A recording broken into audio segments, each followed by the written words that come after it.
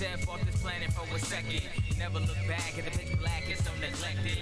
All infected, slowly dying at our own rates. Now go wait at the ominous door for your soulmate. Now it's okay, we don't always have to die alone unless you're feeling like E.T. Then you have to die at home. Then I go roam some Mediterranean to Sudan. You man because I'm the man. Well, it's a little hard to manage, so try to understand this. Modesty's a policy, your philosophy's a mockery. So please block your chakra chiefs. FX be on every single block you see. We sons of Socrates. A man can only be as good as his word is. I know that you heard this, so don't try to reword it. I serve kid. The night riders got jack squat, wanted revenge. This is settle it on the black top. Got me going. Got us going. Got you going. Check, G. Yo, I'm like a mascot, man. I don't even play ball but get some reinforcements. You know that being a safe call, as they call, I split. Never seen again, hope it means to an end. Sorry, can't be friends, well it really depends on the matter at hand. Before I shatter the sand and go and splatter Japan like Godzilla. Natural born killer on the rise. Before civilians decide it was all just a lie, so they cry. As the monuments begin to crumble and tumble, they started stumbling, bumbling, kinda humbling. Nah, I just fly by on my makeshift spaceship, thinking damn, Superman never saved shit. JLA need to hurry up and fire them before the little Padawans go and try my room. I'm tired of carrying this heavy bag of street smarts. Give it to the next girl I meet, she'll be my sweetheart. You'll be my got you going, baby girl, come in. Let me show you what's up. I'll show you all the things that got us going. Please see me move. You know? Got me going, unoriginal to the flow, and this is how we go now.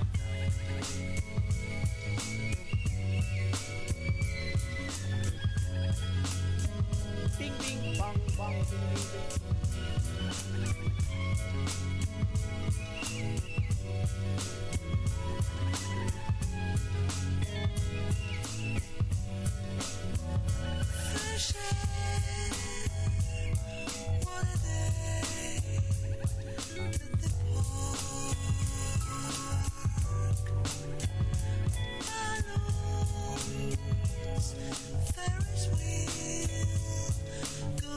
Yellow. Howdy What's doody. up, team? Whoa. How's it Hello. going? I'm the person on this screen. Welcome. Are we all here? Love it. I I think had to turn off the other Twitch because that was really getting me, or the stream, that was really getting me lost in the sauce. How's everyone Well, doing? We're doing all right. Here in the psilocybin Beautiful, baby. newsroom. Hope everybody is having Beautiful, an excellent baby.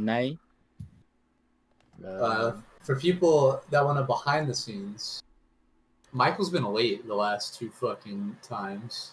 I don't know what that's about, Chief. Oh, what? Wait. You, wait, is it? Literally Let me here. reenact what. Guys, I'm ready. I just got my homework done. Michael will There show he up like goes. 5 minutes Make before. it, Michael will I'm show up like completely 5 minutes fine. before the show starts and be like, "All right, I'm here." Yep. Don't worry. But he shows up all cute, so I know he's bullshitting. Michael's out there doing something. powder in his nose. Putting on the makeup. Like I know he takes it serious because look how nice his room is, and normally there's cocaine all over the bed. There's fucking serial killers' heads rolling on the foot. It's awful. People passed out on his bed. People passed out. Michael's just naked in his chair. Right now he has, well, maybe. You got pants on, Michael? I got PJs on. Whoa! Okay, got so I told you. PJs. I asked if you were taking it, or I insinuated you were taking it serious, but I'm wrong. Turns out Michael is showing up late, and he's not taking this serious. Michael's showing up late and playing with his meat on the What a stream. piece of shit. Anyways, should we get started? Yeah, let's get it started. No We time got- like. A very special opening today. The ghost, the man himself, Shang, is starting off the episode. The man with no webcam because it would bankrupt our stream's bandwidth. All right. Huh? How do you like that intro? It's beautiful. Pretty good. Great intro. All right, so we're gonna get into some global news that is just happening recently. Some developments in the China region of the world, and we got the news with Rick Sanchez to help us cover it.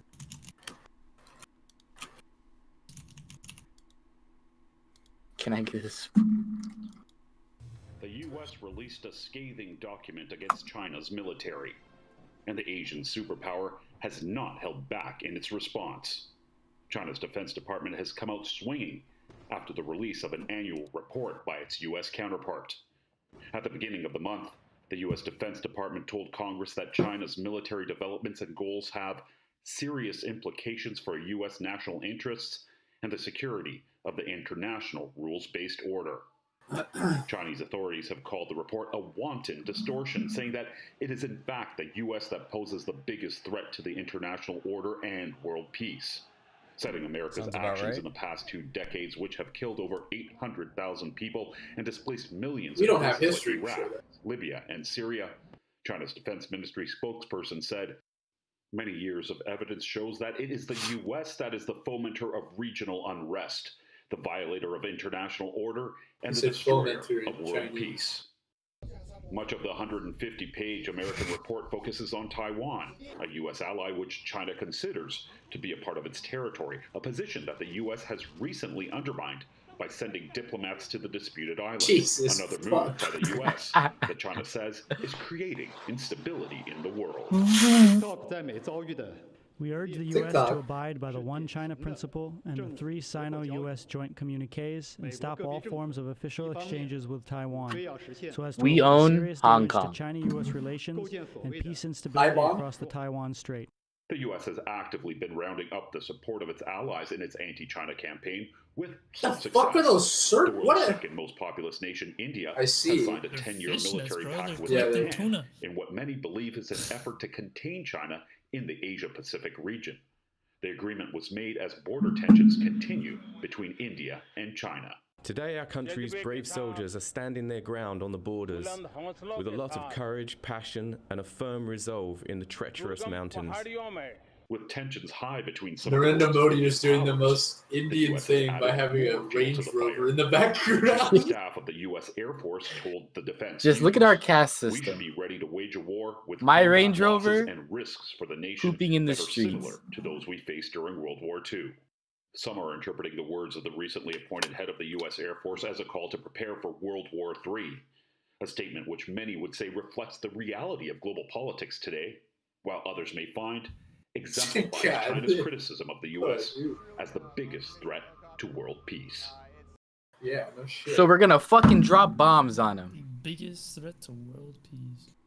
We can't let them fucking attack us first, so we gotta bomb them. We gotta take the Here's fight a- to China. Yeah, we gotta take the fight to. What do you make of Modi's like pivot there though?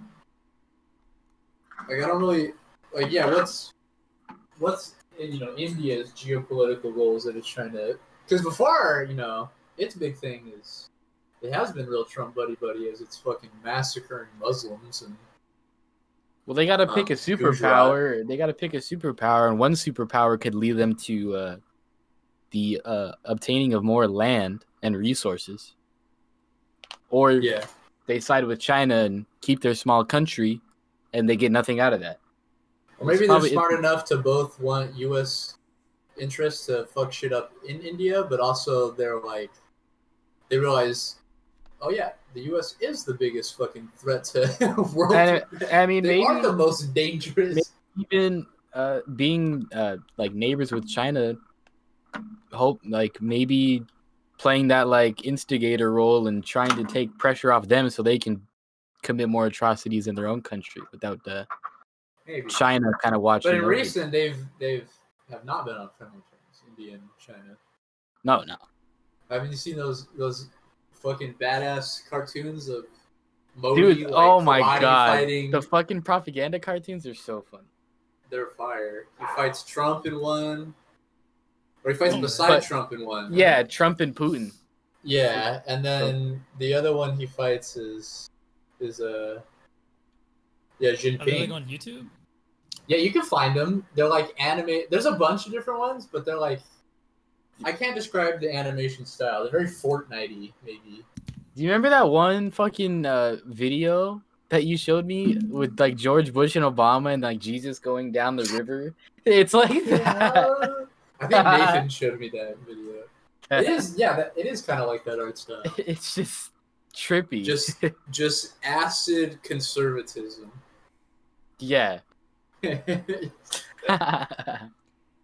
And so we got a little follow-up to that. 'Cause that was a few days ago, and we've had a few new advancements since then. I'll bring up the video and we'll just get right through it.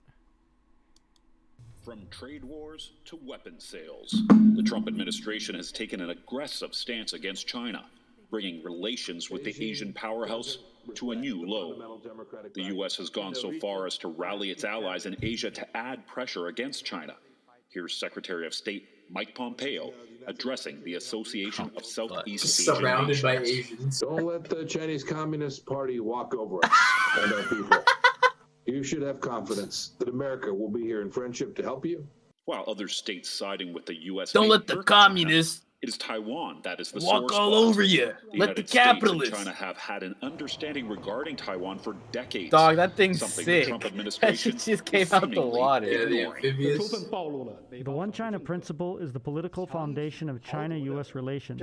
We urge the U.S. China. to abide by the One China Principle and the 3 Sino-U.S. joint communiques and stop all forms of official exchanges with Taiwan, so as to avoid They're serious doubling damage down. to China-U.S. relations and peace and stability across the Taiwan Strait. They're kind of calling Fuel to our the fire. bluff. The U.S. government plans to sell weapons to the island, including mines, cruise missiles, and drones. U.S. arms going to Taiwan is nothing new, but in the past, Washington strategically spaced out the sale of weapons in order not to irritate Look at these Beijing. fucking virgin This time, word gamers, is dude. that the states will be selling Taiwan 7 weapon systems all at once. The proposed sale even has some in Taiwan concerned. The opposition in Taiwan's government are release, like, an addressing the new anti-cheat. level of tension by reaffirming their support of the status quo, which helps keep the peace with the mainland. We have based the 92 consensus on the Constitution of the Republic of China so that we can continue cross-strait interaction and keep up with the pace of the time. Kuomintang absolutely opposes Taiwan independence, as well as one country, 2 systems. It is well known that the U.S. government is eager to counter China's military strength in a Pentagon effort known as Fortress Taiwan. While Taiwan's military is well trained and well equipped, mostly by the U.S., God damn! is both outmanned and Yeah, outflanked by until it China. fucking kills Some feel all that of the those state people. is simply using it as a pawn. Jesus, This week, China fired bro. a rocket over the island in what some believe is a warning They're just shot. flexing their military. And if that power. doesn't make China's stance clear, a message from the foreign ministry certainly does. God. What I want to stress is that there is one China in the world. Taiwan is an inalienable part of China's territory. President Trump has ramped up his rhetoric These against people China on this as island, his we bid for own these re-election people in on this November island, draws closer. motherfucker. While his strong-handed maneuvering may There's play China, a part in and then garnering there's more you. votes at home, the actions of the United States is causing tensions abroad. I mean, that's U.S. empire rhetoric. So Oh it's yeah, like of course. they've just adapted it. What they're doing. China's they're playing their cards right, man. They're fucking their version of imperialism is a lot less bloody and a lot more well, it's like a lot better perceived. As I said in the video too, it's like obviously the thing before was like it can't monetarily be worth it to sell arms to fucking Taiwan because you don't want to beef with China. But now it's whoever the people that are running the show have no fucking idea what. Not only, yeah, they're just buffoons to the highest order. Because they don't care anymore. No, and Because there's no from like big arbiter over like there's the monetary value to be gained from that is not worth it. Texas Joe to 9 Standoff with China 303. You all right there, buddy? 3-0 Studying a little bit. 3-0. Watch me butcher this article. Anyway, paralleling China's form of global imperialism to ours. More talks about Venezuela and how we can't seem to coup this small country that's imploding. Getting into the top of the article from Alleges here. Venezuela's Maduro says U.S. spy captured oil refinery. Starting off the top. Venezuelan President Nicolas Maduro said on Friday that a U.S. spy was captured while spying on the largest refining complex in the country, which is going through a severe fuel shortage crisis. In a live broadcast on state television, Maduro said the man was arrested on Thursday in the northwest state of Falcón, where he was spying on the Amway and Cardone oil refinery. Maduro said he was a Marine who was serving as a Marine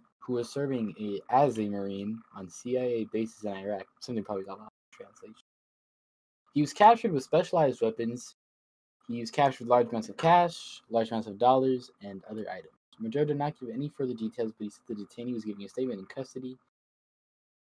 Amway and Cardone make up Paraguana's refining center, which has a nominal processing capacity of 971,000 barrels per day. Both have experienced multiple outages in recent years that the opposition blames on mismanagement and lack of maintenance.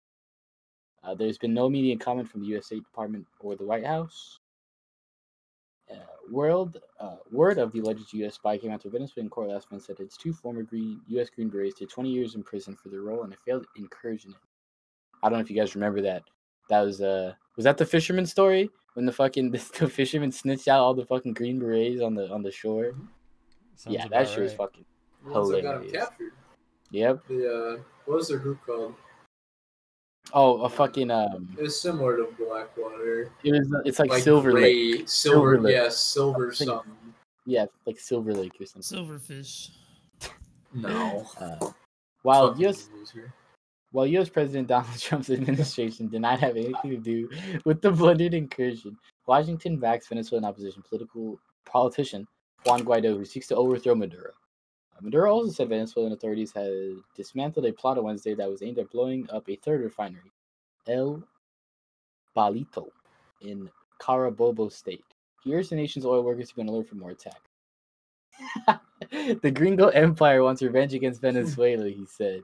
True. It wants to prevent Venezuela from producing all petroleum products, gasoline. Hit by U.S. sanctions that have exacerbated acute fuel shortages. The government on Friday announced a new fuel distribution initiative and said it was planning on new refining projects without providing further details. The petroleum industry was the cornerstone of Venezuela's economy a century ago. The production has fallen to a fraction of the 3.2 million barrels per day produced just over a decade ago, which is really strategic. Yeah, but it's also like because that's a fuck ton of oil, dude. Jesus. Yeah, and that's why the Kochs want it so bad. Because it's pretty close to them.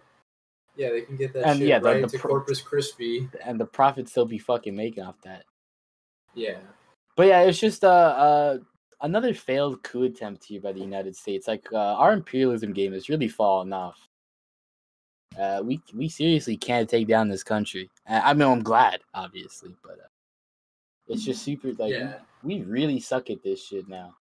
Yeah, because even the ones that, like, for example, assassinations we try to do, we do, like, a reckless assassination, like, I guess you could say all of our historical assassinations are reckless in some way, but with killing, fucking Soleimani, like, there was no strategic plan, just out of nowhere, just drone strike. Yeah, so kind of following that, we don't really have to go through this article. I just heard about it from because like those things came up from the like Woodward interviews, and I guess Trump was giving Bob Woodward, the reporter, like some inside scoop. I saw that recent one on Secular Talk where they're like, he was basically capping about the COVID shit. Like Trump knew since February, like how bad it was going to be. He was like, oh yeah, it's 5 times. That's like 5 times worse than the flu. The leaked audio or whatever. And the leaked audio. He's like, yeah. This is from essentially the same things. This is from a book. And Trump wanted to basically assassinate fucking Assad. Just the leader of Syria. Which Yeah, like with Soleimani being like, oh, reckless assassinations, like that's as killing Assad would be about as reckless as it gets. No, yeah. Because not only is he an ally of Russia, another superpower, but it's like we've already both funded, both the jihadists and the fucking, Syrian government, the rebels and the Syrian government that's falling apart. We're funding both sides of the civil war already. So it's like to step in and then assassinate the president. Like just ultimate destabilization. Well, we really must. Like how bad can we fuck up Syria? Yeah, so they must really have some in Syria we want. I can't figure it out. I don't know. Some 3-letter word. I remember hearing about it. Gas? They're going to build that big gas pipeline? But yeah, I just thought bringing that one up was interesting because Trump's a fucking... But Trump is not the only one in this, military axis that is making foolish decisions, because clearly it wasn't only his decision to kill Soleimani. Mm-hmm. So it's like everyone running the shows, it's in full tilt right now. This is actually tagging to the Venezuela story. Let's bring up the oil tanker tweet. I'll read from it here. Hashtag Iran. The oil tanker Honey took a new sea route to outwit U.S. sanctions and transport a new shipment of about 2 million barrels of condensate gas to Venezuela's coast. So that's Iran both defying their own sanctions and Venezuela's importing sanctions also. So hell yeah, Iran. Bing, bing, yeah, bong, obviously we got to move away from fossil fuels, blah, yada, yada, yada, yada. But thank you for the follow. There are also two fucking governments that are way more underdeveloped than we are. Yeah, and I mean, like, we shouldn't have the sanctions in the first place. We should. It's cool to see them cooperating, though, and giving this kind of solidarity, though. Obviously oil is gross, but oil, it's oil in the form... So, solidarity in the form of oil. Yeah. For now. Yeah, like you were saying, obviously the goal is to move away from fossil fuels. But, in the short time, let's help kind of revitalize these countries. Well, yeah, it's just cool to see little things like this. They're defying the disgusting sanctions that shouldn't exist on both the countries. And they're still pushing forward and trying to cooperate. And like the video Carl said earlier, too, like you're seeing other, India, China, they're starting to pact up, too. So as the empire crumbles, we're going to just be fucking left alone, man. It's going to be us and Canada. That's how it's going to work out. I have a feeling this is going to be like how Iraq went. If anyone remembers, we got all these countries to support us. Right. And then we go into the country and we look around and there is no one else with us. Yeah. Well, yeah, I mean, like, after 9/11, that huge outpouring of support we had, we just never turned it into any kind of actual international solidarity. We were just like, invade Iraq. And what the UK contributed was a fraction of what we did, so...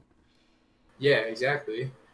And France, too, they basically dipped because of that. It's going to be the same thing with this China situation. If some kind of war breaks out, all these countries act like...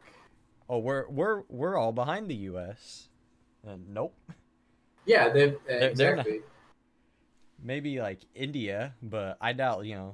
Are they really gonna go past their? But borders? look, even yeah, exactly. They won't go past their borders, and like they're already pivoting to do this. Like the U.S. is the most dangerous thing out there right now, which is true. Yeah, I mean their support is in words only. Like if something actually popped off, they're gonna pretend nothing ever happened. They're not gonna risk their own fucking safety. All right, Modi will throw bodies, but he's not gonna risk losing his own. No. Moving from keeping with quagmires in general in the Middle East, in general incompetence. We've been suffering from the wildfires here, and it feels like I haven't I've seen the sun maybe twice in like a month. Yeah. Which is pretty crazy. It makes you fucking realize, like, damn, like, to appreciate the little things too. Like, we haven't even had fucking blue sky here. Yeah. And cloudy. Cloudy and smoky. It's been overcast. Yeah. It's been smoggy. So it's like, smoky. At night, it's been super fucking foggy. I definitely miss being outside. Nah. Yeah. Well, as far as COVID, like here now it's hitting with the fires because it's just weird. There's no option. Everything's burning outside. But on that, in Oregon, here from this Vice article, Oregon's firefighting helicopters are deployed in Afghanistan as the state burns. 6 CH-47 Chinooks, I feel like it's a racist word, so I shouldn't say that. Aren't available to fight the fires because they deployed to Afghanistan in May. Huge swaths of Oregon are on fire, and the state has evacuated 500,000 residents. Teams of firefighters are battling the blaze, but more than 900,000 acres of forest have already been lost to the fire. This is just in Oregon. Key to the fight against a large wildfire like this are helicopters. Blackhawks and CH-47 Chinooks are critical for moving people and deploying water to help contain the blaze. The Oregon National Guard has 4 Blackhawks and 6 Chinooks, but the Chinooks aren't available to fight the fire right now because they've been deployed to Afghanistan. Mwah. In July, the National Guard published an article titled "Oregon National Guard Members Trained to Battle Wildland Fires." That article notes that the Oregon National Guard has HH-60M Blackhawk helicopters and the newer F-model CH-47 Chinook helicopters to support the Oregon Department of Forestry in the fight against wildfires. These Chinooks were equipped with water buckets and deployed in 2018 to fight forest fires in the state. But the Chinooks are currently in Afghanistan, not helping Americans here at home. The Oregon National Guard sent 60 soldiers and 6 of its Chinooks to Afghanistan in May.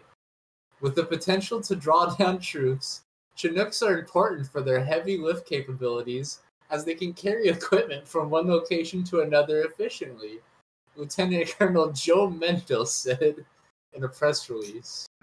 We just ended there, but yeah. The amount of times you said Chinook in that fucking... Yeah, I was kind of getting tired of it. The names of these fucking like F-model CH-47 Chinook helicopter, like this is funny. Chinook. You might as just name it waste of money because not only are they uber expensive, but now they're just chilling in Afghanistan. You know, and they're obviously his excuse is like, oh well, as we draw down the troops, we gotta move stuff from here to there. We gotta move the helicopters. It's like, well, that's bullshit, dude. We've been there 20 plus years now. Like, so that's not drawing down, that's rearranging. You're rearranging. Exactly. that's happened literally every, like, since Obama said we got to get out of the Middle East. It's just been like, oh, we're gonna draw down the troops this year, and then next year they'll sneakily raise the amount of troops, and then they'll draw down the year after that, and then raise the troops the year after that. Any form of drawdown, like Carlos said, is literally just rearranging. Mm-hmm. And just playing like, oh, we're gonna draw down for a little bit so people forget about this, and then that's how we've been in Afghanistan so fucking long. We've had multiple drawdowns, many drawdowns. We'll probably have many more, but we'll be there forever. And all of our resources that could be fighting wildfires are there moving fucking Xboxes or something. So it really is kind of exemplifying that it's Orwell time. This is the Orwell state. Yeah, we have it's as bad the president as on double speak. We have the military interventions where it's 1 minute we're winning, the next we're losing, and you have no clue when progress is made in either way. Or there's because they've consistently moved the goalposts. Yeah, like there was never a definitive, or there was never a definitive point of victory, but what they always said was, oh, we're gonna kill Osama. Killed Osama. Oh, we gotta fight ISIS. ISIS is pushed out of areas. They owners of the countries have retaken the land, and it's oh, this and this, it's this and that. It's like a never-ending cycle of moving the goalpost just to justify staying, when it's a completely. I mean, the original reason is completely unjust anyway. We lied our way into these wars. Even if there was a justified reason at the beginning, there's no reason to be in a country for fucking 20 years. Do we want to hit our first break? Before we do, because we were talking before we were talking about have you guys heard about the add-on to the pandemic shit? Like how they we have like are people going? There's all these cues that are like. Because pandemic is more for the QAnon shit. Yeah. So they're looking at the maps, right? The U.S. fire maps, and they're making a big deal like, oh, you notice how the fires just stop at the borders. The fires. Oh, I have heard about this. Dude, and it's like these people are too fucking like lost in their fucking like theories, and they're so fucking brain dead they don't realize the fire stops at the borders. They're U.S. fire data maps. We're not gonna have data for other fucking countries in our fire maps. Like that's It's like it's just there. It's just this lack of understanding of like how things work. And just leads people to these fucking rabbit holes. And it's like rightly so though, because there's fucking nothing's changing. There's no levers of power in organizing politics. So people are like, everything's organized by pedophiles and it's all run by, which it is. But it's like Donald Trump is not here to save you, and George Soros is not the fucking. JFK Jr. is not a time traveler. Yeah, JFK is not a time traveler. Pizza is just pizza. I thought the correct argument was Canada and Mexico don't have the technology to even track whether they have fires or not. Yeah. That's why America is the best country on earth, because we have that technology. But no healthcare though. That Canadian healthcare. We can track how bad it's happening. But we're not gonna fix it. We'll tell you how bad it is. But yeah, good point though. Like the plan, all those things are morphing though. Like the pandemic, the save the children, pandemic, save the children, Q. It's all merging into a cesspool of conservative red pilling. But it's sad, like it's red pilling like young people too, though. That genuinely want change. I mean, there's this guy at my work. He's a little bit younger than me, I think, and he's last time I heard, he's like became like a QAnon dude. I'm like, oh, that sucks, because he's like, I think he's younger than me, and it's just crazy. Because like you can tell, like people want to find the answers to these problems because, they're real problems, and all forms of leftist thought are suppressed by capitalist propaganda. So, they stumble upon the Jordan Petersons because they get sad and they find the self-help, and then they hear the claims he makes, and then they get into his like talks with Ben Shapiro and Steven Crowder, and then then boom. Just the rabbit hole. Yeah, Ben Shapiro it's over at Ben Shapiro. And these people like Ben Shapiro and Jordan Peterson, they're so powerful because they'll say batshit crazy things, but they'll say it in such like a. Well, now we have to say Michaela Peterson. She's taken over the husk that is Jordan. But like they'll say these outrageous things so calm and casually, and in such a way that they're still allowed and accepted in liberal circles. Like they'll say like very like Ben Shapiro casually talks about how he won't support any sort of gay celebration, but he's friends with Dave Rubin, a gay classic liberal, which is just Republicans for slavery. But besides the point. But yeah, they present themselves in such an appealing way that they get away with saying insane things. I'll end Shapiro real quick. Yeah, end Shapiro, and then we'll hit our first break. When these Trump tapes came out recently, and Donald Trump admitted that he downplayed the pandemic, Ben Shapiro had to immediately come out and do apologetics for Donald Trump, saying that no, Donald Trump did not lie. Oh, I saw that. Yeah. He said Donald Trump never downplayed the coronavirus, and George W. Bush never lied us into the Afghanistan war. I know what you're talking about. His argument was, why would someone want to lie us into a war? What incentive is there? It's what's the incentive to lie? Totally playing full ignorance. Not It's even like, oh, trying to so you don't know we want resources or something? No Ben? one's Like, ever been lied.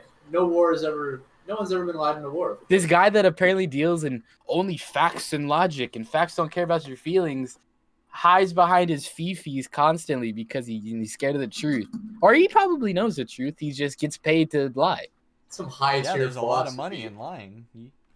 There is a lot of money, yeah. PragerU, Yeah. you know how much money. Yeah, I mean, that's what they say. If you want to make money, PragerU is literally just a subsidiary of the Koch brothers. yeah. It's like if you want to make money in And Dennis politics, Prager. grift to the right. Always grift to the right. The future Well, of Dave Rubin's made private more money. Education. Yeah, I mean, yeah. Dave PragerU. Rubin worked for fucking TYT, and then he split to go grift, and now he's fucking making good money. He's grifted, and his show has done substantially worse since then, like his numbers. But I'm pretty sure he's done better for himself, like fiscally. Oh yeah. Because it's sad. I guess I gotta get nice and close. All right, nice well, and I'm close. too far away. I think on that note, we go into our first break. We're gonna come back and talk about some stuff happening here in the country. So let's get the mics off or the cameras off. Mics muted.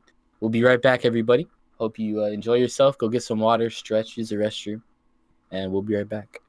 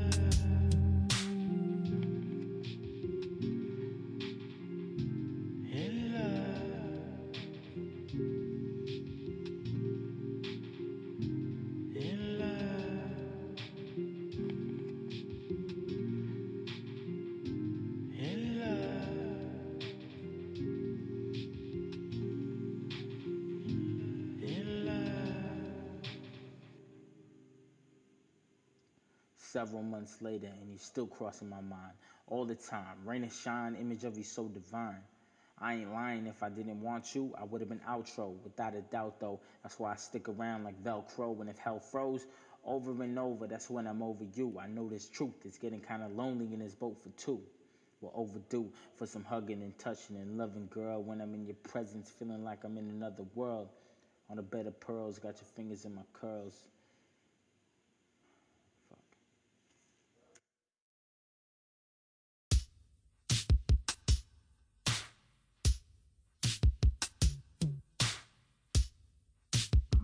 Cinnamon, Venom, cinnamon, Venom. All men are friends. Cinnamon. All men are friends. Cinnamon. I'll try to show off my pupils. The only thing is, we discussed this earlier, they're like, I have dark eyes. That's me! I'm eating, fucker. Do we want to jump into our... Show your pupils now. You want to do it now? I got you on full screen. Yeah, anyway, what I was saying is like, they're not probably too bad. They're probably hard to see though, because I have dark eyes. Shane's just shoving his fucking face in. Yeah, like, Yeah, can you see it yet? It's the ghost. I just made 11 viewers just fucking go into my Tasted eyeball. Jacan's yeah. You just licked my eyeball. Do you remember when that was a thing? Is that still a thing? People were like licking eyeballs. People were fucking. Yeah, that was like a trend. Like they would get up to people and they lick Licking the guac. on Twitter, social media. Yeah, I can't Twitter. say I this saw is like that. very early Twitter. Nope. I want to say it's a Japanese thing, but I also feel like if I say that, yeah, I'm racist. Mm-hmm. Because it probably wasn't a Japanese thing. I knew that. Anyway, let's do our articles. Let's start it off. The Breonna Taylor. Yeah. So, pretty big W in the Breonna Taylor case. Obviously, it's not everything we wanted, but this is definitely a good thing for the family. Starting from the top here, Breonna Taylor's family to receive $12 million settlement from the city of Louisville. Going into the article, Louisville, Kentucky. After a month of protests that burned down that turned Breonna Taylor's name into a national slogan against police violence, city officials paid her family $12 million and institute changes aimed at preventing future deaths by officers. The agreement announced Tuesday settled a wrongful death lawsuit brought by the young woman's family. As her mother, her lawyers, and leading activists walked into the council chamber alongside the mayor, there was a momentary show of unity. After months of nightly, sometimes violent demonstrations, usually only violent when the police would retaliate and instigate the fight. Yeah. They like to leave that out, though. Sometimes violent demonstrations that left the Kentucky's largest city boarded up. It comes 6 months after the death of Miss Taylor, a 26-year-old emergency room technician in a botched drug raid. They kind of really downplay how she was just broke into the wrong house and shot a woman while she was sleeping. They kind of really downplay how insane her death was. But anyway, getting back into it. But before this, the state's attorney general has said whether the officers involved in the shooting would be criminally charged, a key demand of protesters. The whole point of the protest was demand. Justice isn't working. Money definitely wasn't the main fucking demand. Sorry. The main demand. The whole point of these protests is, the justice system isn't working because black people are dying at the hand of police and nothing's happening to them. And we're still at a point where nothing's happened to these people. And they're it's obvious that they want to protect the police officers, but it's just insane that how blind some people are to this, especially people who have residency at the New York Times to get paid. But anyway, they've got. Like you were saying, specific. Go ahead, Carlos. The system will do everything it possibly can to not change. Yeah. I mean, capital protects capital. I'm not, I'm not down. Pay out money, but the victims will continue to pile up. Yes. Yeah, because as I said right there, the agreement, which should not require the city to acknowledge wrongdoing. Yeah. But still, but still sizable. It's back into it. My administration is not waiting to move ahead with the needed reforms to prevent a tragedy like this from ever happening again. Mayor Greg Fisher said, when you know what the right thing to do is, you do it. Why wait? The agreement, which did not require the city to acknowledge wrongdoing, was sizable, with her family receiving more than double the amount paid to the relatives of Eric Garner, the New York man who died in a police chokehold in 2014.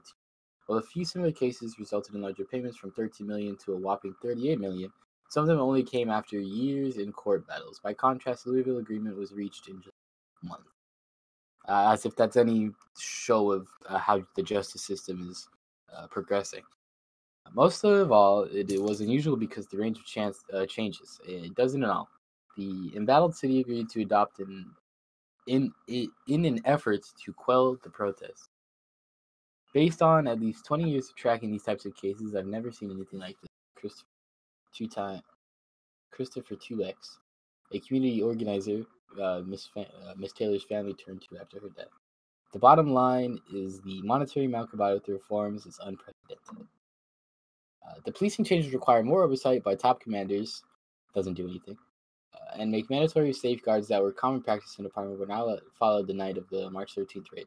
They also put in place an early warning system to flag officers who have been accused of excessive force. Flag, not get rid of. That's cool. Miss Taylor died after her boyfriend said he mistook police officers for an intruder as they rammed into the door of her apartment after midnight to execute a search warrant. He fired his handgun, striking officers, setting off a response. A torrent of bullets sliced through Miss Taylor's apartment and 2 adjoining ones, leaving her bleeding in her hallway.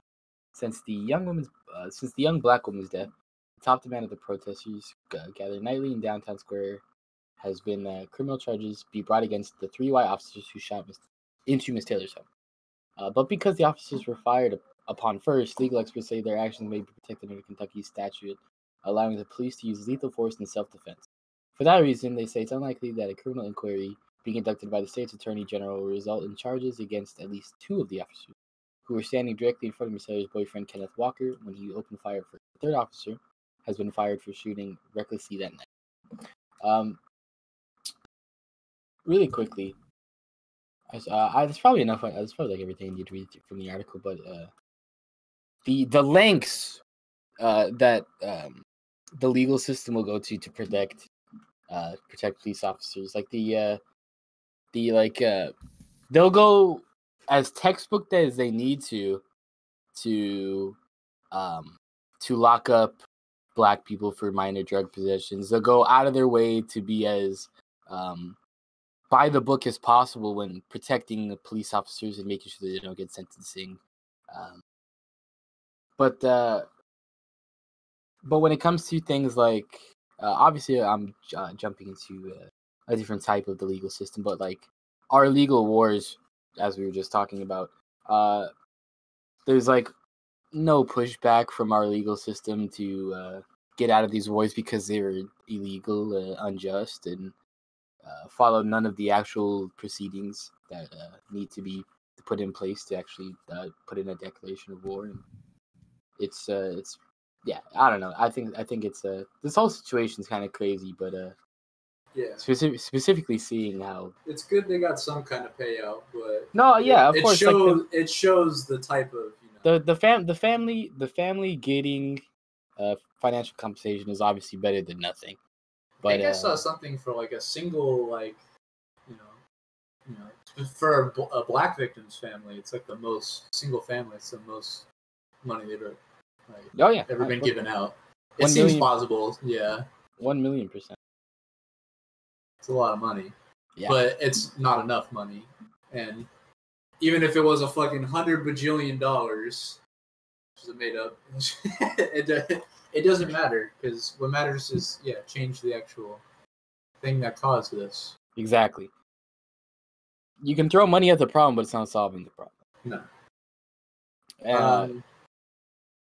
Do you have anything else to? No, yeah. If you want to move on, let's go. Yeah, I just wanted to touch this one because it's horrific, and we know all about the horrific shit that's going on in the ICE detention centers, concentration camps, as AOC, rightfully called them a couple years ago, I think. And now you're seeing shit that looks like a fucking some Dr. Mengele shit. Yeah. This is here from Law and Crime. Quote in the headline: like an experimental concentration camp. Whistleblower complaint alleges mass hysterectomies at ICE detention center. ICE's mission is to protect the homeland and to swiftly remove people from the country, the health, welfare, and safety of ICE detainees. And safety of ICE detainees is one of the agency's highest priorities. Any assertion or claim to the contrary is false and intentionally misleading. This is a statement from the doctor that actually did these hysterectomies. Pulling. Okay, I actually read from a different. Did someone else send this piece? Because I read from a different. I didn't. Okay. I can go what I remember from the piece I read, but it was essentially they're contracting. There's multiple doctors in this case, but there's one specific one, and they're just contracting out gynecologists to come in and perform, do a gynecologist check on the women, and virtually every woman they see in the facility, they're like, oh, yep, they need a hysterectomy. Their uterus is fucked. We got to remove the whole thing. You didn't see this? Yeah. So they're just bringing in fucking eugenicists to come in and scrape out people's wombs. I don't like. It's hard to put words to how disgusting it actually is.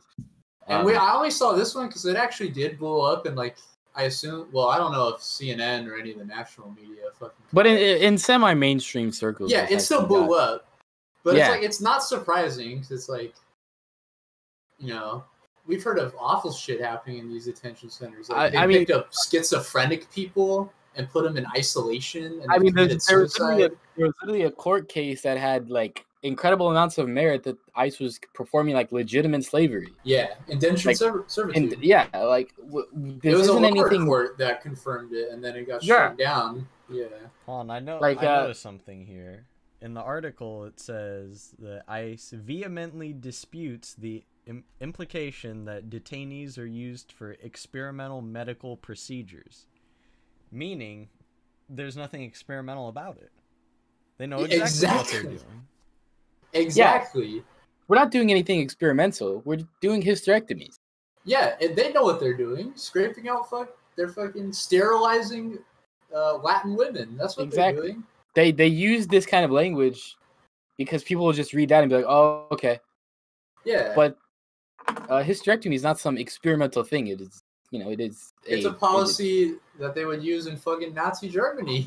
That they got from us. That they got from us. The Nazis studied our eugenics. And people like Stephen Miller, who, were kind of in charge of the modern rise of ICE, other than Bush, obviously. They know about all this shit, so it's I'm sure this has been happening for a while, and it's a matter of policy that they're going in there and they're removing women's uteruses. So fucking disgusting. Really quick, Jose, you said for what reason? Do you mean what reason are we doing these hysterectomies? Why is ICE doing this? Is that what you're asking? I think what he might mean is what's their reasoning for performing the hysterectomy? Okay, so there actually is reasons to do a hysterectomy, but to save someone's life. But he's talking specifically about ICE, and so really quick, the only effective form of complete stoppage of illegal crossing at the border is to make the punishment for crossing the border illegally so disgusting and deadly that nobody wants to do it. So if you sterilize these people by giving them hysterectomies, and obviously when you have disgusting proto-fascists like Trump and whoever would follow Trump, if we continue to move to the right, the only way to completely 100% stop undocumented citizens coming across the border is to make the crime, or to make the punishment so disgusting that nobody want to even try. It's not to stop reproduction; it's to scare the people that haven't got. I mean, it's also to stop reproduction, but it's to stop the people that want to come here from coming here. Because if you hear about all these people that are getting their uteruses taken out of them, you don't want it fucking. It's some people don't want to risk their fucking lives to do that. Yeah. So it's cruel, it's inhumane, and it's just. I think they're sick enough to where even if it's not an effective means of preventing people from coming into the country, they're still like, oh well, whatever. We get to remove women's uteruses. That's fun. No, yeah, they'll just they don't actually care about immigration, and they understand that every single economist understands that immigration is not only good for the country that they are immigrating to, but the host, but the country that they come from, because they'll make money in the country in the host country and then send money back. Immigration is nothing but a net positive, no matter where you look at it. And every economist agrees with that. So their problem is they're brown people. They don't want brown people. They want beautiful whites in their country. They're fine if they come from Canada. They're fine if they come from Norway, etc. They don't want brown people in America. That's the thing. That's the whole point. So they want to make they want to make the punishment so heinous and disgusting that nobody's going to want to try to come here illegally. And they're going to make it so hard to come here legally that just nobody comes here. And that's the whole thing. That's the reason why. And you said it's literal Nazi-like. I said it just a second ago, but the Nazis literally studied the United States for eugenics. No, you're right. They looked at us to do the shit they did in concentration camps. So when you say something's Nazi-like, talking about the concentration camps, true. It's American-like. It's American history, good old American history. That of course is whitewashed out. Well, they're not going to teach you that Nazism shit. itself has all of its roots are in in the U.S. I wanted were you going to say something else? I think I cut Carlos off, but I wanted to talk about that really quick. Well, let me collect my thoughts. Let me get all my thoughts in order. No. Yeah. Just cut me off whenever you're ready, but while you do that, I'm just going to... It's disgusting we don't treat these people like humans. I totally agree. Like, okay, I was gonna say my whole point was they're gonna you can use this like hysterectomies or sterilizing people en masse as another way to get around the law that they want to get rid of, that anyone's child born here is an American citizen.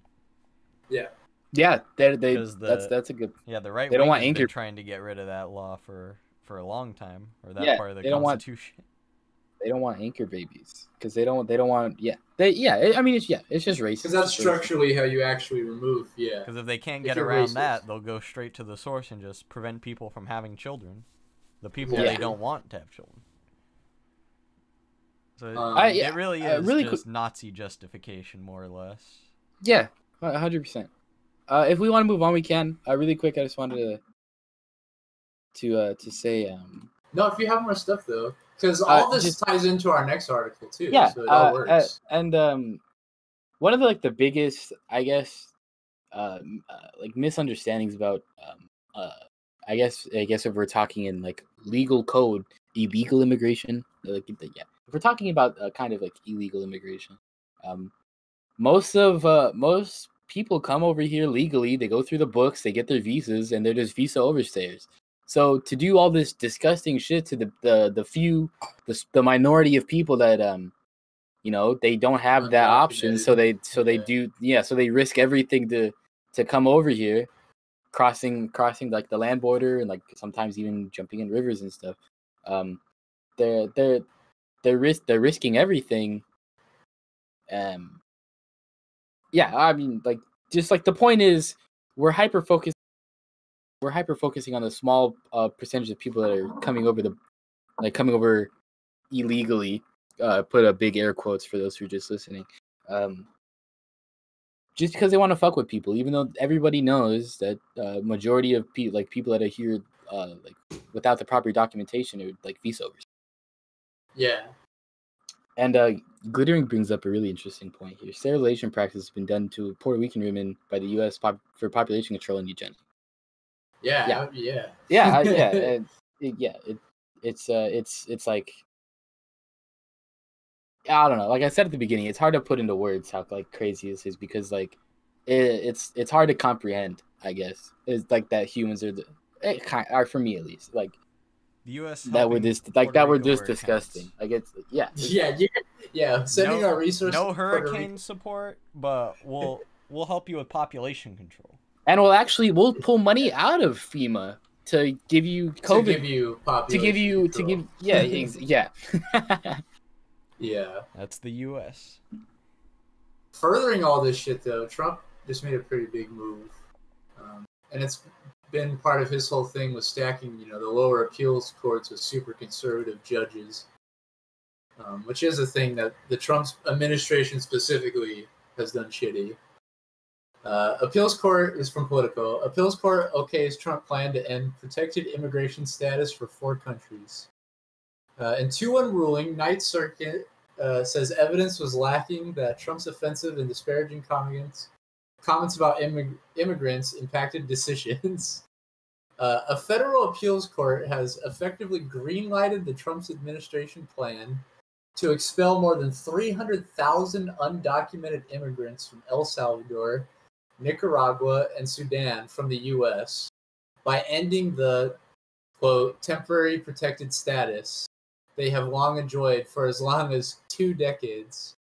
A ninth U.S. Circuit Court of Appeals panel ruled 2-1 on Monday, it was last Monday, that a federal judge in San Francisco erred in 2018 when he blocked the administration's move to terminate the deportation protections granted to nationals of 4 countries because of natural disasters, wars, or other upheavals in their homelands.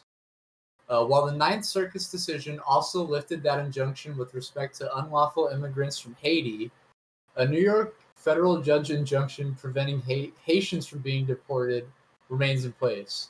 So that's good to see that, and I wonder if that has something to do with, just the massive amount of Haitians in New York. And it's like, good luck removing Haitians in New York, bro. Yeah. Maybe that's why I green light that one. But discussing that, yeah, the Ninth Circuit Court is like, yeah, let's just go ahead and remove that They don't, that war that we caused in El Salvador, that civil war we caused 20 years ago, it's no longer affecting them now. They should go back. You guys know anyone who's affected by this? Nah, no. No, I don't. All right. It's like we have reached our It's verdict. ridiculous. Yeah. They're sending, specifically in the case of El Salvador and Sudan too, which is in the middle of like a fucking coup/civil war going on. They're just throwing them back into situations that we've, created a huge quagmire. So we're just sending people back to the wolves to go die. Hundreds of thousands of people potentially. So disgusting. Yeah. Go back to the war-torn countries that we created. Yeah. Yeah, and some of them were like, I think, Nicaragua, obviously we did the Contra shit there. I think some of the protected status there was due to a hurricane. But still, like, those people, have a protected status and they moved here because their country was destroyed. It's like, they've been here for 20 years. You really fucking expect them to go, like, obviously they have no initiative to want to go back, right? Or no goal to go there. They've assimilated in some way or another. And also they have nothing where if they go back. Yeah, they're gonna die. They're gonna be in a shitty situation at the very least. Yeah, so we can move to our next article, but that article just kind of tied in to our whole, they're doing the sterilizations and we're just treating all these people like they're not fucking humans. It's gross. Yeah. Do you want to read from the? Was it you or Carlos that? This is Carlos. This research. Okay, you can read from this, Carlos. No, I'll make you read it. Oh yeah, I think my time of reading is going south. No, you said you read this before, right? Huh? All right, so we got some more data. Pew Research Center. Love these guys. They always have the latest and greatest information on the defining issues of our times. A good insight. So here we have, in views of U.S. democracy, widening partisan divides over freedom to peacefully protest. A majority of Americans say significant changes are needed in the fundamental design and structure of the American government. So, I covered one of these data sets similarly last show, or the show before. Yeah, last normal show. Yeah. So, I'll just kind of briefly go over this, give everyone a chance to take a good look at it. Here, I'll zoom in. So, the question here, Americans have negative views of many aspects of the political system. Democrats are particularly skeptical. And here we have percent who say each describes the country as somewhat or very well. And the first question here: everyone has an equal opportunity to succeed. Dem leaning or Dem is 28%, and Republican is 76%.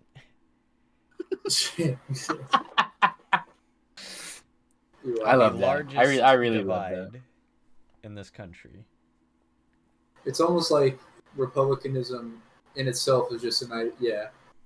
Yeah, it's like a religion. Like, of course, everyone has an equal opportunity to succeed. That's what it's all about, baby. I mean, what is success other than owning a boat, owning infinite amounts of Bud Light, and having your wife? But look at the 28% from Dem leaning, though. It's pretty interesting. And continue reading though. But then even the ones after, people are free to peacefully protest. Yeah. So here's the next question: people are free to peacefully protest. Dem 43%, Republican 79%. Yeah, but I think if you go back, like I would imagine in recent years, like that Dem percent, if you could pull, it'd be way higher than that. Like that being that low is surprising. That Is enough people are starting. I know it's not low enough for the actual situation, because people aren't fucking free to protest. We also have some more worrying ones here. Next question: rights and freedoms of all people are respected.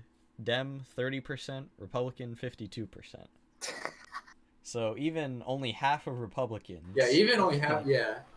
The rights and freedoms of people are respected. Yeah, it's like a new like, development. Yeah.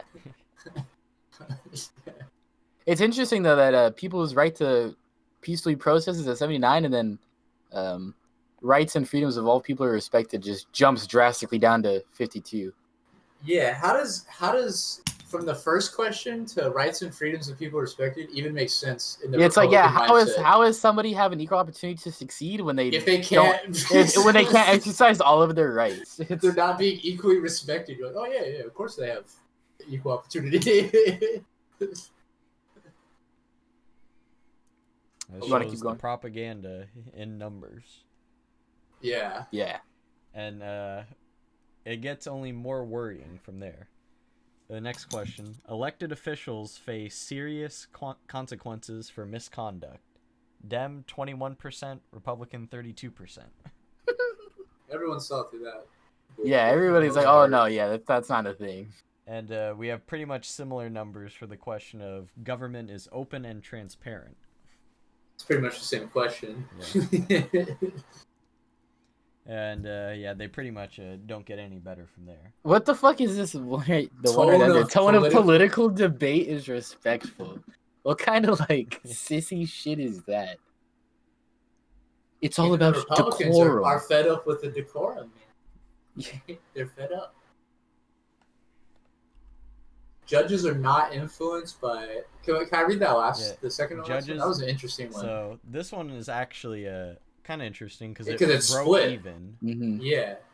Judges are not influenced by political parties or elected officials. Yeah, let's debunk that right now. Republicans Wrong. said 40%. Wrong. Yeah. Judges are influenced by political parties and elected officials just like because they're influenced by big money. Like all individuals are. Exactly. Who's the fucking guy that voted like, all judges are just apolitical and they just 40% speaking truth. They don't put the D or the R on the ballot, so they must be objective. Yeah. Well, according to this, 40% of people that lean on both sides think that. That's crazy. Insane.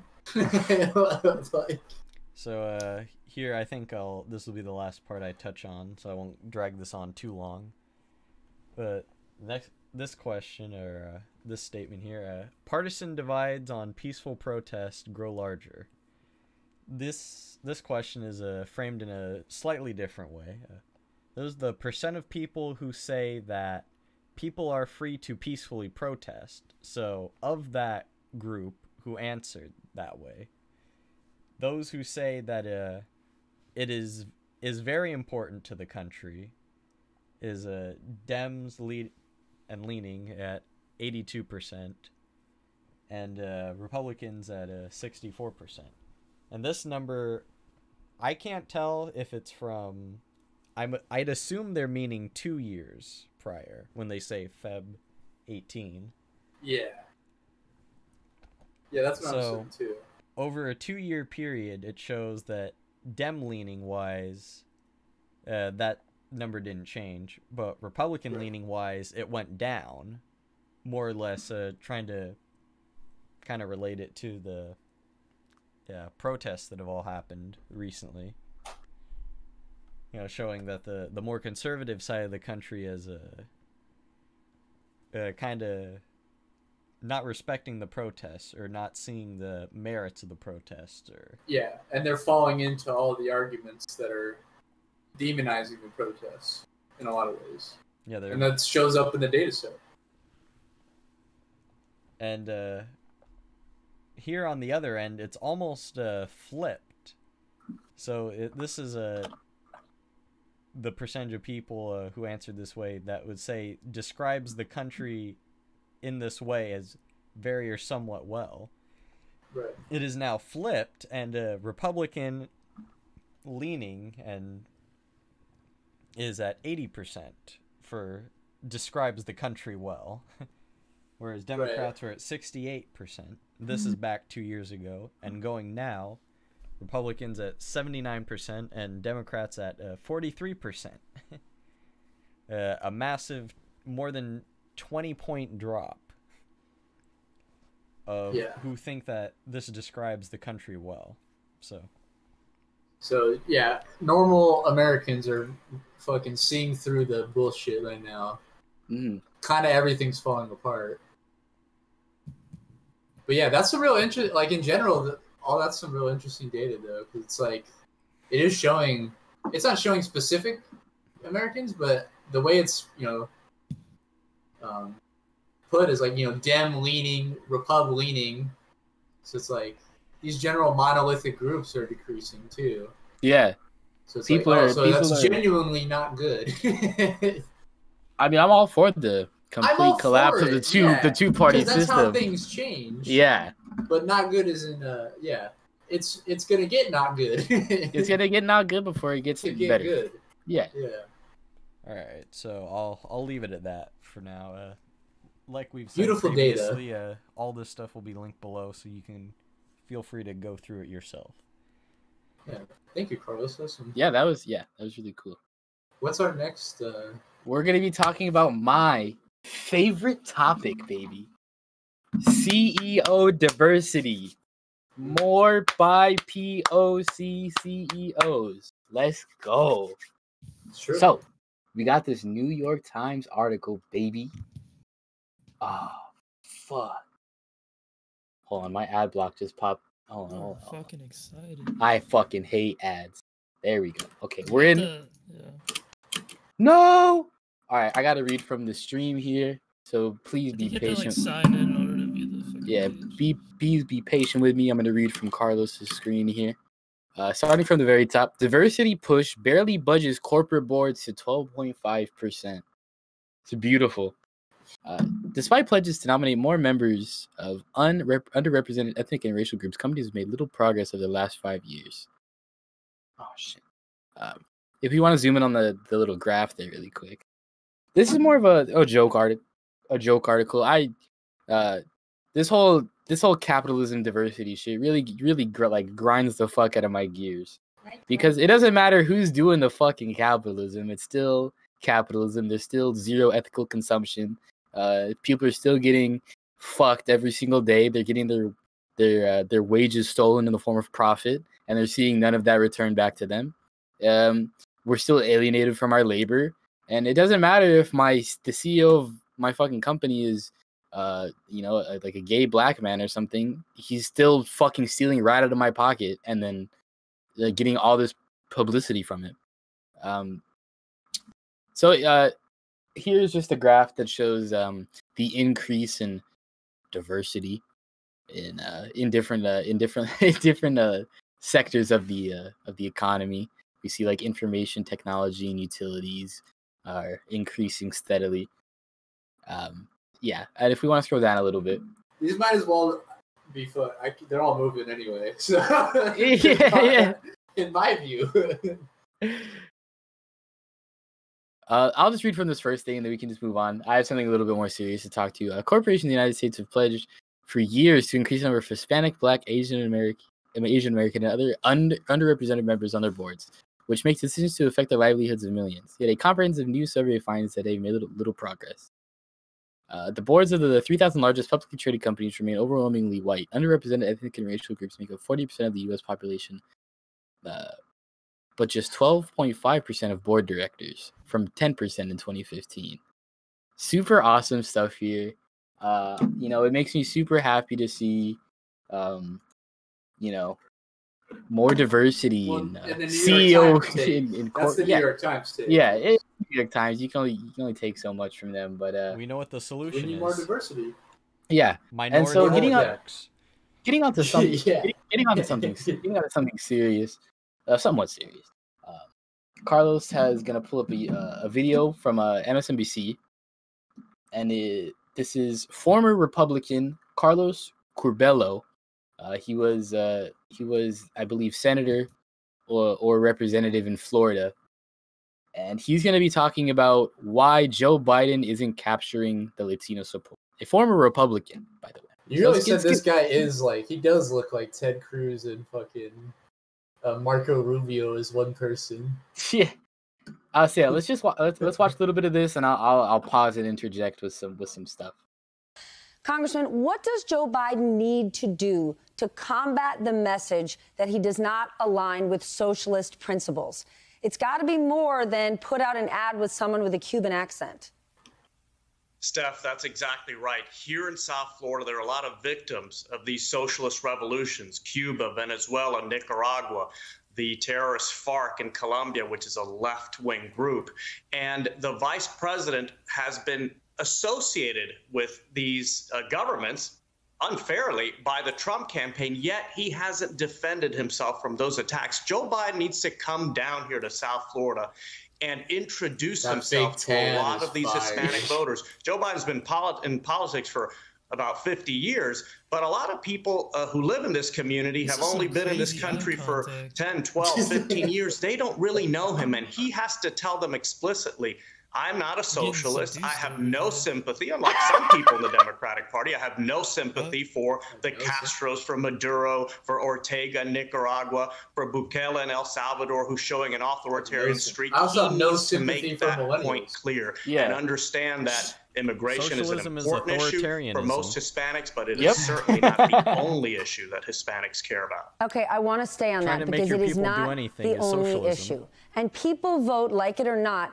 on what affects them, why is it always not like this what red offends them. dress thing? Are Democrats misdiagnosing Latino voters? They always talk about immigration and deportation, and that matters. But Latinos are the fastest growing demographic of entrepreneurs in this country. You know what matters to them as well? Caitlyn Taxes and regulation. Does Joe Biden need to start talking about that to them? That's right. I think the Biden campaign has to understand that one of the reasons that the president is having success with Latino voters is because he is trusted by them on the economy. And the point you just made, the Hispanic community, especially here in the state of Florida, is an entrepreneurial community. They want to open their restaurants. They want to get back to work. They want to know how we're going to emerge from this COVID crisis. That part is true. Sure, they have some disagreements with the president on how he's handled it, but they want to know what Joe Biden is going to do to make sure they can get back on their feet, make sure they can reopen their restaurants, keep their businesses. That's another point where the Biden campaign, I think, is lagging. And then lastly, the report earlier made this point, a lot of voters here are outward looking. They care about what's happening in Cuba and Venezuela and their countries of origin. Those are local issues in South Florida. And the president has invested a lot in those issues and speaks to them frequently. I think the vice president's campaign, Vice President Biden, could do a lot more there as well. But why would all those small business owners trust President Trump? We're seeing small businesses shut down amid this pandemic in record numbers. The way the PPP program was originally started, if you were a business owner married to an undocumented immigrant, you didn't get access to the money, and Republicans wouldn't even look at the HEROES Act that corrected that. For now, the Trump campaign's message that before the pandemic, Hispanic businesses and Hispanics were enjoying record low unemployment. You hear the president's campaign say the same thing about African Americans. That message is sticking because I don't think the Biden campaign has done enough to explain, to show how they're going to help bring that prosperity back. You hear a lot of criticisms about how the how the president has handled COVID-19. Obviously, those criticisms are more than fair, but you. Really quick, he just brought up that really hilarious talking point about lowest Latino unemployment rate. That is such like a useless talking point when talking about like the American economy, because the issue isn't jobs. We have more jobs than people to fill them in the United States of America, which is why we need migrant workers. We need to give migrant workers. But those are good jobs. Right. We have a lot of fucking pointless jobs. But as like the issue isn't jobs. Like the issue isn't jobs when talking about the American economy. It's wages. Donald Trump, yes, oversaw the lowest Latino unemployment, regardless of how he fudges the numbers. But the jobs that these people are getting in these communities are fucking terrible. They're getting federal minimum wage. They're getting no benefits. It's not him talking about the lowest unemployment for blacks and Latino Americans, etc., etc. It's not. There's nothing substantive about that because the jobs are still terrible and people are still suffering regardless if they have a job or not. Like getting people off of welfare and going into this job that pays you shit. There's nothing to be proud of about that. At all. And so that get back into from the video though, that is kind of like, at least mostly her take, like that is kind of what they're saying the Biden campaign should do. Is it should be, we're the pro-business campaign. Trump's the one that fucked up. He's got everything shut down. He mishandled COVID. All the businesses are shut down. We like business. We like Latino businesses in Florida, which is funny to think that that's the only Latino fucking demographic in Florida. Business owners. But let's get back into it because it's the only demographic that matters anywhere. That matters to them. Yes, exactly. Because those are the only people with enough money to fund their campaigns. Exactly. So that's who they're gonna. You don't hear enough about what to do afterwards, how to bring back the economy so that these families, these small entrepreneurs that you mentioned, can keep thriving and prospering. Let's talk about young Latino voters because Bernie Sanders makes the other side of the argument. Joe Biden is going to need a much more progressive message and progressive policies if he's going to get them out and voting. Steph, if I was Joe Biden and I wanted to win the state of Florida, I would not be taking Bernie Sanders' advice. Bernie Sanders is the reason why the socialist label has stuck for some voters on Joe Biden. Bernie Sanders is the reason why a lot of South Florida Hispanics in particular are afraid that the Democratic Party has moved too far to the left, why they're susceptible to this messaging from the Trump campaign. I've never heard of Republicans say that. The Democratic Party. That's why Joe Biden has to reintroduce himself and tell these voters, I am a deal maker. I spent decades in the Senate trying to bring Republicans and Democrats together. I was the guy Barack Obama would send to negotiate with Mitch McConnell. I want to bring this country together. I am not this a guy radical, thinks he's and the nothing first in my guy record indicates that. That's the message that a lot of these Latino Joe voters, Biden people who understandably are concerned with all this talk about socialism because they left their countries fleeing those ideas and fleeing those kinds of revolutions. Exactly. So, like he's spitting some fucking from Joe Biden. They need to know who he is. And this is just been your normal everyday Republican fucking at least, if I was Joe Biden, I would not be taking Senator Sanders. You can pause here. It's useless. I thought it was hilarious that you have to separate yourself from Bernie Sanders. I had this quick little piece from Jacobin. I have a couple more things to read. This is from Jacobin. It just goes into some quick numbers here really quick. after an intensive year-long effort to earn Latino support, Sanders walked away with 53% of the Latino voters in Nevada, 3 times as much as his closest competitor, Joe Biden, who's secured 17%. 53 to 17 in Nevada. On Super Tuesday, Sanders won 49% of the vote in California compared to runner-up Biden's 19%, 49 to 19 with the Latino vote. And he won 39% of the Latino vote in Texas compared to 26% runner-up from Biden. So it's almost like if you wanted the Latino vote, you would run to Bernie, not from Bernie. Yeah. Also, I have this article here from the Miami Herald. If Carlos wants to pull it up, he can. If not, it doesn't really matter. The important thing here is Carlos Cublero couldn't win a two-front war. This is about how he lost his seat, by the way, because he didn't get the Latino vote where he was running. By the way, just saying. National Democrats spent more money in Cublero's district than any other across the country on a healthcare-centric TV campaign. Donald Trump spent the final stretches of the campaign attacking immigrants, which didn't help Cublero in his majority Hispanic district because he's a former Republican. What a fool. Yeah, so MSNBC, also, this guy has residency with MSNBC, by the way. Like, he's with the year after. So in 2018, he lost his seat for not getting the Latino vote. And then in 2019, MSNBC hired him on as a contributor. And now here he is on MSNBC, like doing the same old fucking anti-Bernie bullshit. And they're going to continue to blame him. New woke take.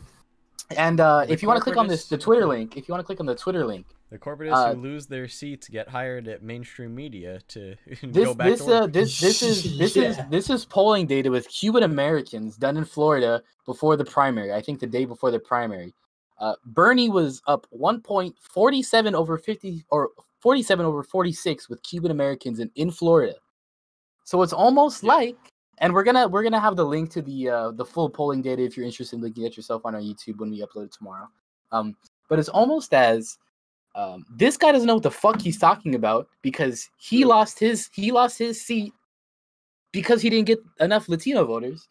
And also it's like if you want to win, side with Bernie. But also this is the same shit that happened in 2016 and it's the same shit that's happened every single year. They get fucking losers, like Democrat or Republican losers, and they throw them on TV and say, winning is not what winning is. Winning is not Bernie Sanders. Winning is not moving to the left. Winning is going to the center and pulling in Republicans or pulling in Democrats. When they're losers. They're like literally like losers that are on TV lying to people. Like this guy lost in 2018. Because he didn't capture the Latino vote, and he is now on MSNBC as a contributor getting paid to say, to win the Latino vote, you need to do this, this, and that, and don't do this, this, and that. When he didn't win, and he needed the Latino vote. So we probably can't because of copyright, but it's like the perfect time to play Curb Your Enthusiasm theme. Yeah, but we shouldn't because of it. No, I'm just kidding. When watching any kind of mainstream media, be super wary, especially during election season, because they're just like this. Like this is just them straight. This is manufacturing consent. This is creating a narrative. It's insane that they'll go out of their way to smear any sort of leftist thought and leftist ideas, regardless of how popular they are and how this is the winning ticket. The Bernie Sanders ticket is the winning ticket, especially because of how COVID unfolded. Like, imagine how strong of a position Bernie Sanders would be. How strong of a position he would be in if he was in Joe Biden's position. If the centrist candidates didn't coalesce around Joe Biden, a literal dead horse, and steal the election from Bernie Sanders, the Democrats would be fucking crushing it right now. You know how good Medicare for All sounds during a pandemic? You know how good wiping the national debt when it comes to medical bills, school loans? You know how good that fucking sounds during a pandemic? Well, if their goal is to win, that would be what to do. Exactly, but the Democrats would rather lose to Trump than win with Bernie. Yeah, because and listen to losers. Yeah, exactly, and listen to losers because Bernie would upset the status quo. Bernie would help everyday Americans, and he would make serious change in this country. And even if he didn't in his first 4 years, like if he didn't get everything he wanted done, to try to think that somehow a Republican and or like a centrist Democrat is going to steal the seat from him or whoever he elects to run in his place. Like if Bernie won this 2020, he's our president from 2020 to 2024, and he steps down after and says, I'm not running for re-election, I'm too old. Here's Nina Turner. Here's a black woman running for president who shares my same ideas and is even maybe more progressive on certain things. Maybe a little bit more anti-war on me because I did have some flubs early in my career. Look at this. How are you going to beat that? You know? Because you get everything from somebody like Nina Turner. You get the leftist policy. You get the pro-worker message. You get the liberals who only care about identity politics. You get it all from somebody like Nina Turner. And if the Democrats actually cared about winning and were actually the party of the people, like they like to say, there's like a very easy path to victory. But they don't care because they're more interested in lining their pockets at the expense of you, your loved ones, your well-being, your lives, and the planet. It's unbelievable. For the party in power. Party in power. I want the power of money. We didn't have this scheduled in, but if you guys don't mind, if you want to have a little flashback here, I pulled up the old email from the that WikiLeaks revealed to us about the 2016 election and the Democrats' Pied Piper strategy. Mwah. Oh yes, we had this. Yeah. Here, go ahead and read. Yeah. Talk to him. This is exactly what the Democrats said internally amongst themselves back on April 7th, 2015. It starts here. Friends, this memo is intended to outline the strategy and goals a potential Hillary Clinton presidential campaign would have regarding the 2016 Republican presidential field. Clearly, most of what is contained in this memo is work the DNC is already doing. This exercise is intended to put those ideas to paper. So, right there, and anyone who still is under the impression that the DNC was not picking candidates years before the primary, there you go. Yeah. So, our goals and strategy. Our hope is that the goal of a potential HRC campaign and the DNC would be one in the same. To make whomever the Republicans nominate unpalatable to a majority of the electorate. We have outlined 3 strategies to obtain our goal. 1.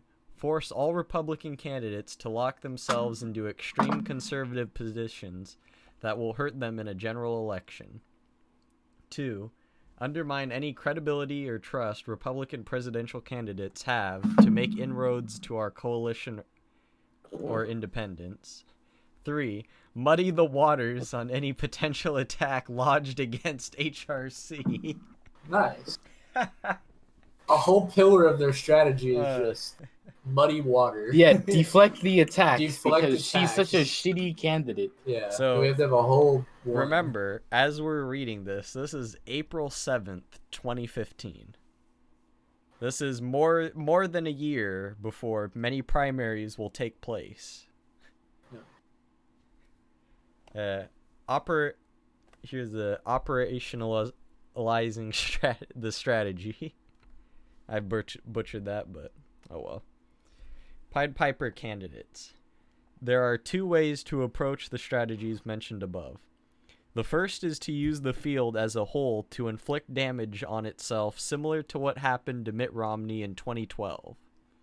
The variety of candidates is a positive here, and many of the lesser-known can serve as a cudgel to move the more established candidates further to the right. In this scenario, we don't want to marginalize the more extreme candidates, but make them more Pied Piper candidates who actually represent the mainstream of the Republican Party. Pied Piper candidates include, but are not limited to, Ted Cruz, Donald Trump, Ben Carson. We need to be elevating the Pied Piper candidates so that they are leaders of the pack, and tell the press to tell them seriously. And tell the press to them seriously. Of the 3 to elevate as a Pied Piper candidate, thank God they didn't fucking do Ben Carson. Oh, fuck. We all would have fell asleep. Most boring fucking dude in the planet. Or on the planet. Now, I'm not going to read word for word here, but here they have some quick bullet points that they're using to against the other Republican candidates who they did not mention. So, like I said, this is a year before most primaries, so, you know, a lot of strategizing still going on. And here we have notes for Jeb Bush. What to undermine. The notion he is a moderate or concerned about regular Americans. Perceived inroads with the Latino population. Marco Rubio. The idea he has fresh ideas. His perceived appeal to Latinos. Scott Walker. The idea he can rally working class middle Americans. Ouch. Rand Paul. The idea he is a different kind of a Republican. His stance on the military and his appeal to millennials and communities of color. Wait a minute. So the Democrats want to undermine Rand Paul's stance on the military, which is the one stance where he's not, you know, absolutely horrible. Objectively shit. Yeah, exactly. Well, this was obviously this was their strategy 5 years cares ago. Nothing about. So this is exactly what the Democratic Party is all about. They're so shit at doing their job. It's crazy. And here's the last one. I like the Chris Christie one. They want to undermine him because he tells it like it is. And that is the one thing the Democrats cannot stand. They can't tell it like it is. Which if to choose something that like, oh, we got to undermine the idea that they tell it like it is, like Chris Christie is not a guy that tells it like it is. Okay. That's an easy one to undermine. So I'll wrap it up real quick just because this whole thing is so interesting. Muddying the waters. As we all know, the right-wing attack machine has been building its opposition research on Hillary Clinton for decades. The RNC et al. Has been telegraphing and are ready to attack and do so with reckless abandon. One way we can respond to these attacks is to show how they boomerang onto the Republican presidential field. The goal, then, is to have a dossier on the GOP candidates on the likely attacks HRC will face, based on attacks that have already occurred, the areas they are highlighting, transparency and disclosure, donors and associations, management and business dealings. In this regard, any information on scandals or ethical lapses on the GOP candidates would serve well. We won't be picky. Again, we think our goals mirror those of the DNC. We look forward to continuing the conversation.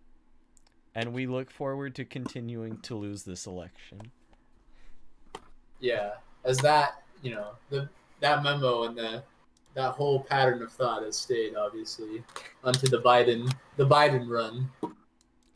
Just throw as hard as you can and see if we. No, I don't think. Well, material conditions have changed. Maybe other than things have gotten worse. There's only one Republican candidate now, and they're making sure to prop him up with the Pied Piper strategy. Yeah. They won't go 5 seconds without mentioning him. And this time it might actually work because HRC was just so unlikable. That unlikable, yeah. I think honestly that's it. Yeah, that's the worst part. Is the Democrats might win with this horrible strategy. If Joe Biden wins, onto something. If Joe Biden wins, it's important to understand this guy has run for president like fucking 100 times, and the only way he won, if he wins, is the stars literally aligned. When the whole establishment global pandemic, global recession.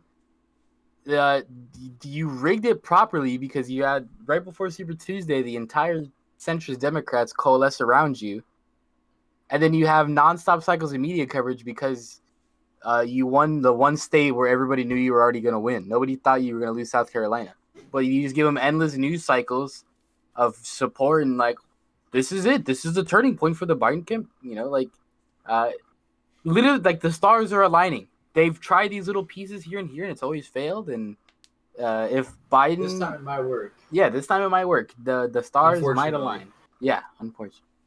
Does anyone want to? I think that was. Thank you for bringing that up, Carlos. That was actually pretty cool. We had it as a thing on one of our last shows that we try to put it in like the last two shows. Yeah, that was pretty cool one. Yeah. Is there anything anyone wants to say before we? No, I mean, I think we're cool here. I hope everybody enjoyed their time. We kept it around an hour and 40 minutes. It's pretty tight, yeah. I like this new format.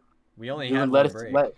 We're doing the same time as we're doing like a little bit less articles, and then we're doing a little bit more time talking about them and engaging with you guys. So don't be afraid to talk to us in the chat. We enjoy your conversation. We're gonna head off now. We really appreciate you staying. Make sure to follow us on our Twitter and our Instagram. It is at Spoop Podcast. I'm gonna go ahead and type socials in chat right now. That has our socials. You can go ahead and follow us there to keep up with the podcast. We're live every single Wednesday. If you're new here, we're live every Wednesday, 10:30 every Wednesday. We just had a special on 9/11. We talked about 9/11, and on the 30th, the last Wednesday of this month, so not next show, but then the show after that, we're gonna be having a guest on, which is gonna be super cool. We hope you guys make it to that one. Get into the chat. She's a local guest that we're gonna have on the show, so that'll be fun. It won't be in a funny tone, but we're gonna have a guest. We're gonna talk about serious stuff. It's gonna be it's gonna be super cool, especially for me because I don't know a lot about this stuff. And the person we're gonna be talking to, this is their like main thing of study right now. Yeah, so I'm like super excited to learn about this. Hope you guys can make it. That's gonna be on the 30th. The last Wednesday. It's the 30th. Last Wednesday. Is it 30th? Yeah, last Wednesday this month. There's no 31st this month. I was But yeah, hope you guys can make it. Next show is going to be a regular show. The show after is going to be our guest. Hope everybody had a good time. Follow us on our socials. Follow the podcast if you aren't already. If you're watching without an account, create an account and follow us. It really helps us. And you can also turn on notifications for the app to see when we go live. So thank you, everybody. Workers of the world, unite. We will see you guys. Yeah, thank you for the support. It's super cool that we have like a steady base of people that watch us. But yeah, let's get the cameras cut and let's get the music playing. Thank you guys again, and goodbye. See you next Wednesday. Mwah. Michael's cute. Michael, the Postmates guy's here. Cute. Is he? My anxiety's kicking in already. Michael, go outside. The Postmate guy's here. Shit.